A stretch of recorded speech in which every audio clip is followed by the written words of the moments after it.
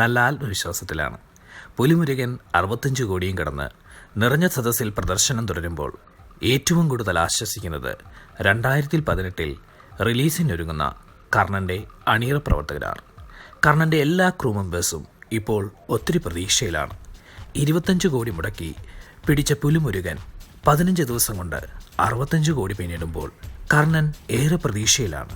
കാരണം ഒരു നല്ല സിനിമ, ഒത്തിരി കഠിന ശ്രമവും ആത്മാർത്ഥതയും എല്ലാവരുടെയും ടീം വർക്കുമുണ്ടെങ്കിൽ 250 കോടി ബഡ്ജറ്റിലുള്ള കർണൻ പ്രേക്ഷകർ നിറഞ്ഞ മനസ്സോടെ സ്വീകരിക്കുമെന്ന ഉറപ്പ് പുലിമുരുകനിലൂടെ പ്രേക്ഷകർ നൽകുന്നു.